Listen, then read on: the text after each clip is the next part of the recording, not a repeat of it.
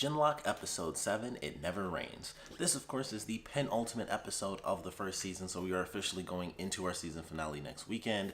Super excited for that, but this episode was really fun. I like the beginning. One of the odd things that I noticed about this, pretty much most of this episode until they actually get to, I think it was called like Rafta or Nasta or something like that, is the color palette. Like normally the show has a lot of like orange color tones because like typically they're outside and they're training. It's all, if you really look at it, it's always like sunset, like in this show. Like it's always, even when it's not technically sunset, it's always like the same sort of color scheme of orange. Like it's almost like the sun is always in the exact same position. It's either like afternoon or the sun is officially setting. Like every time they finish a mission, it's always like going into night if it's not officially night. But that tends to be like the normal color palette, like especially on base. I don't know if that's like something that they were specifically doing, but when I really look back at it, I can't think of a single moment in the entire series where they were in the base and it was dark outside. Like it's always the sun is up or the sun is setting, and it's typically the same or very close to the same sort of hue. And this episode, you know, it's raining. The color palette is really like green, a lot of different greens because they're out in nature and stuff, and it's raining and it's dark. So it's, you got like olive green. Inside the ship is neon green because of all the components of the dashboard and everything. And I just thought that was cool. It's like something about it was just like, it really stuck out. It felt like it was very different, not just because of the location, but the actual rain and the way everything looked, where it wasn't either it was nighttime or it was just, you know, an overcast sky. So I thought that was cool. It was something I noticed. I was like, it just looks different, and I thought that was entertaining. But characters have been on the run for a little while. I would assume it's been like a day or two because they mentioned, you know, no food, no sleep, stuff like that. So they've been kind of going at it. And so they've been on the run because every time they stop, eventually the Union is actually able to find them. And they realize, well, Cammie actually realizes that they've been followed by Nemesis because Nemesis is Chase and he's on, you know, the Genlock network. So I thought that was really cool. And because of possibly proximity, because even Cammie says, like, you know, I don't know 100%, but it's possibly proximity. And because Chase was able to hear Nemesis kind of talking to him in his head, it was like, that's how they've been following us. That's why he showed up basically 2 episodes in a row. They know where we are. They know what missions we're going on. They know how to kind of handle it because they know exactly where we are. They know how many of us are actually uploading and stuff like that. So I thought that was interesting. And because they still don't have kind of the basic software, like even Cammie said, like I could possibly rewrite the network. So I think that's interesting. It kind of leads to some interesting elements where it's like they don't have that ability to rewrite that just yet to block Nemesis out.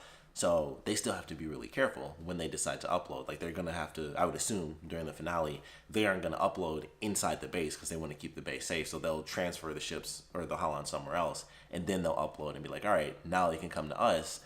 And then they'll be like, holy crap, they've got, you know, brand new mechs and they've got new equipment. And we might actually see just a full-on fight from the actual opening. Like that could legitimately be the fight.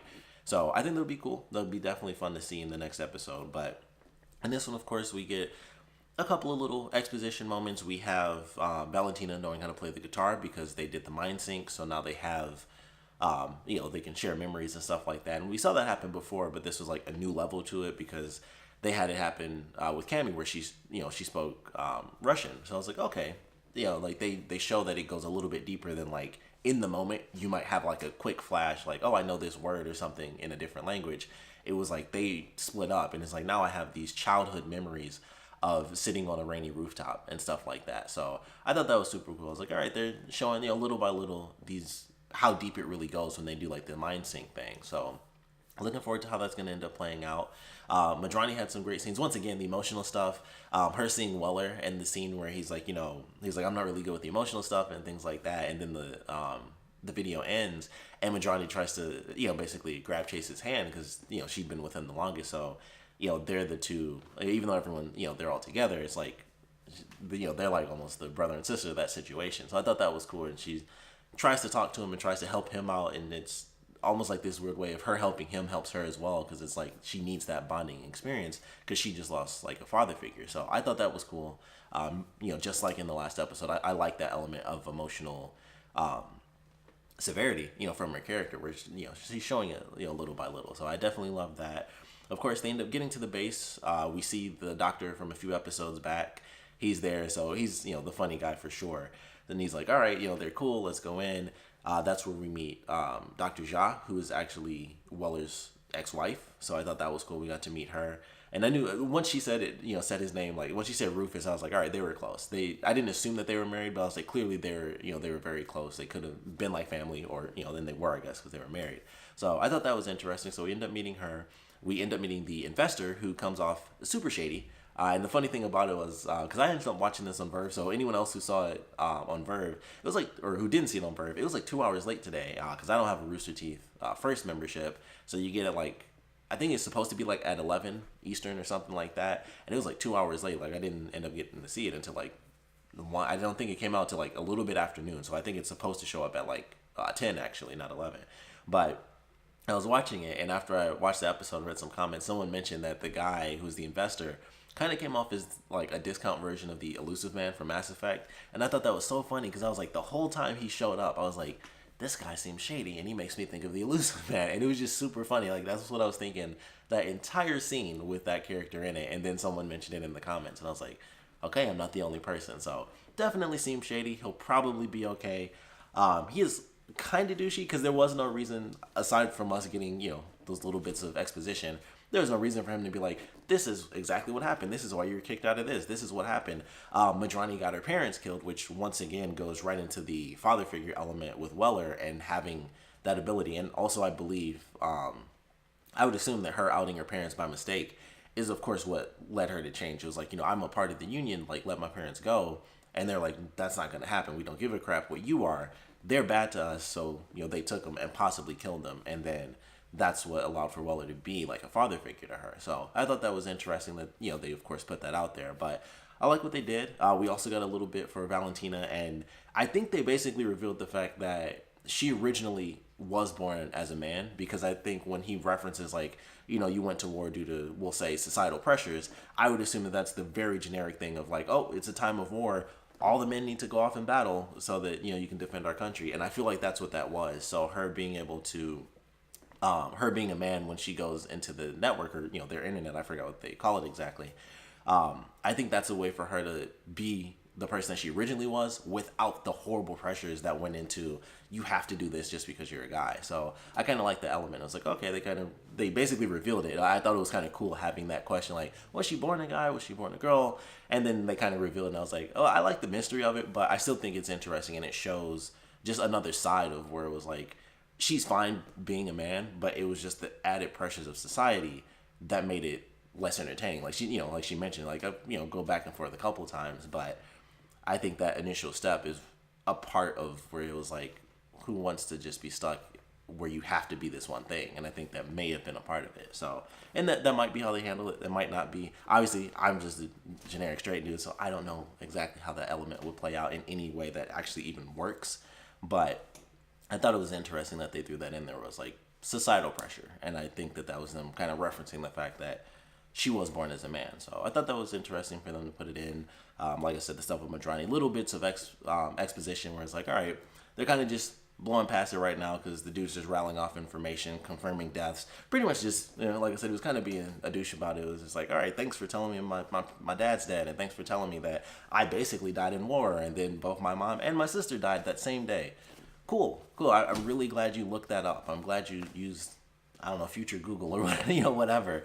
And it was just like, yeah, he didn't need to rattle off all the sad stuff, that happened to them. So I thought that was interesting. Kind of just the way he came into it, where he was investing. He didn't really care about how they would feel for him throwing out this stuff like, yeah, your parents are dead. You got your parents outed and killed, potentially, in Madrani's case. So it's like, all right, kind of a douchey character. We'll see what the heck happens with him. I don't think he'll become a full-on villain. He'll just be kind of a douchebag. So I think that's just how it's going to play out. Finally, at the end of this episode, we see them get the mechs from the actual opening. It had to happen by the finale. I was like, we're going into the last two episodes. They're going to get them in the finale or, this episode. So they do it by the end of this one. Super cool. It's really great to see them. They do show why Madrani has like the crazy wings. I never realized she had like the necklace or anything that's got like wings on it and stuff. And I was like, oh, that's where that came from. Because with everyone else, it made perfect sense. It was like Chase is the pilot, so of course he gets the wings. Cammie already has the bunny ears in her outfit, which is the best response ever, where she's like, "It me." I thought that was the cutest thing ever, so I love that. She is the best.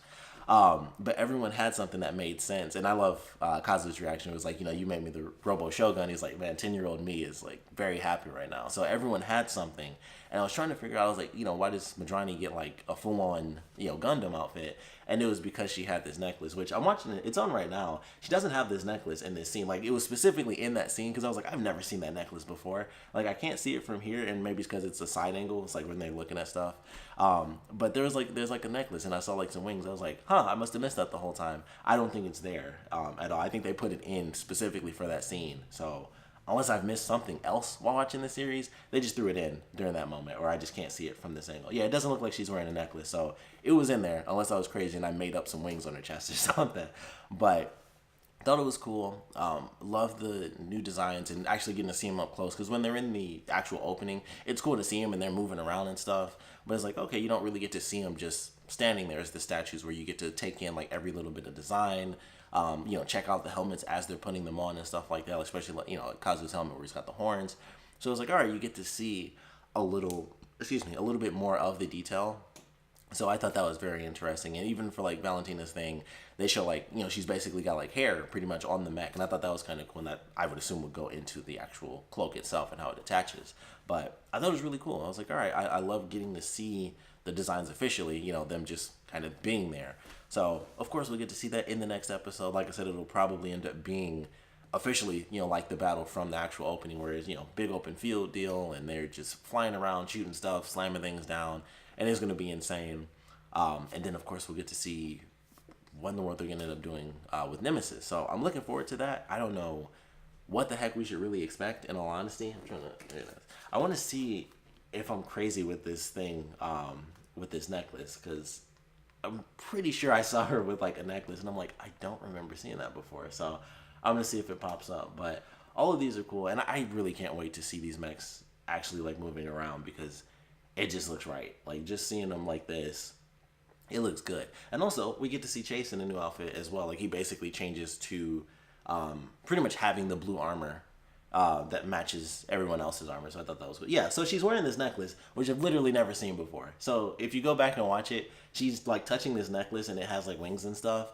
And I thought I was crazy, because that happens. You don't notice little things like that. But I'm not crazy. She's never had that necklace on before. And if she has, they take it off in most scenes, because she's touching the necklace and it's got like little feathers and stuff. And I was like, oh, that's why she had the wings.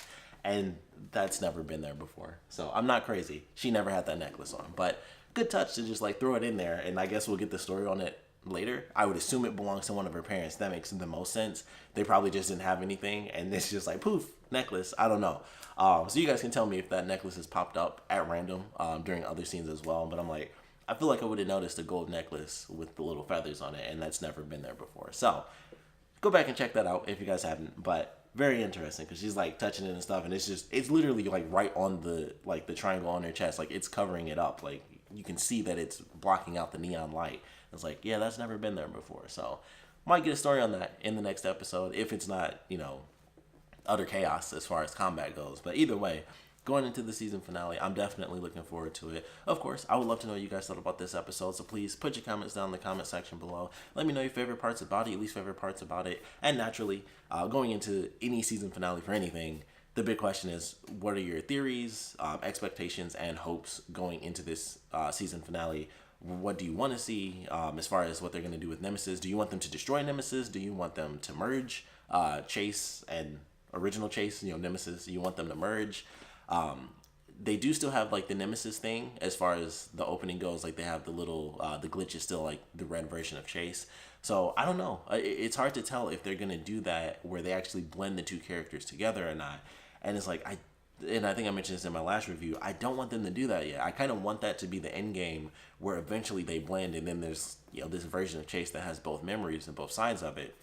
And that's how we get all the information from the Union, or extra information that we haven't gotten from Madrani, as well as, just new information that she wouldn't know to begin with.